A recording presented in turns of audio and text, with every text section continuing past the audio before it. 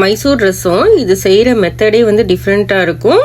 அதேமாரி டேஸ்ட் வந்து ரொம்ப எம்மியாக இருக்கும். கண்டிப்பாக நீங்களும் ஒரு வாட்டி ட்ரை பண்ணி பாருங்கள். வாங்க எப்படி பண்ணுறதுன்னு பார்க்கலாம்.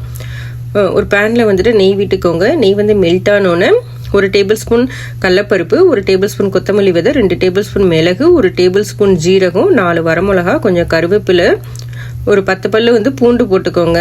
இந்த பருப்பு வந்து கலர் சேஞ்ச் ஆகி வர வரைக்கும் வதக்கிக்கோங்க. இதுலேயே கொஞ்சமாக தேங்காய் சேர்த்துட்டு அதையும் வந்து வதக்கிட்டு ஆற வச்சு கொஞ்சமாக தண்ணி ஊற்றி அரைச்சிட்டு வந்துடுங்க. எலுமிச்சம்பழ அளவு புளி எடுத்து கரைச்சி வச்சுட்டு அதுக்கு தேவையான அளவு உப்பு போட்டுட்டு 2 பழுத்த தக்காளியை வந்துட்டு அதில் கரைச்சிடுங்க.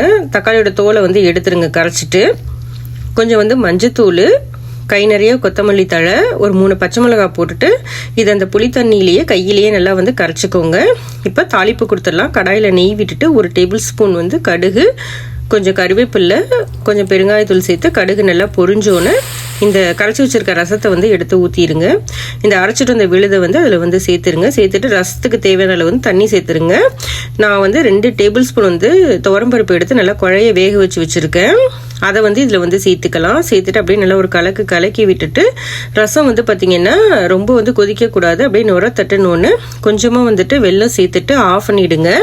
ஏன் வெல்லம் சேர்க்குறோம் அப்படின்னா அப்போ தான் அந்த உரப்பு புளிப்பு வந்து நல்லா பேலன்ஸாக இருக்கும். நல்லா சுட சுட சாதத்தில் இந்த ரசத்தை போட்டு பெருசாக தொட்டுக்க தேவையில்லை. அப்போல்லாம் ஊறுகாய் வச்சு சாப்பிட்டு பாருங்கள். செம்மையாக இருக்குங்க இந்த ரசம். கண்டிப்பாக நீங்களும் ஒரு வாட்டி ட்ரை பண்ணி என்ஜாய் பண்ணுங்கள். தேங்க்யூ.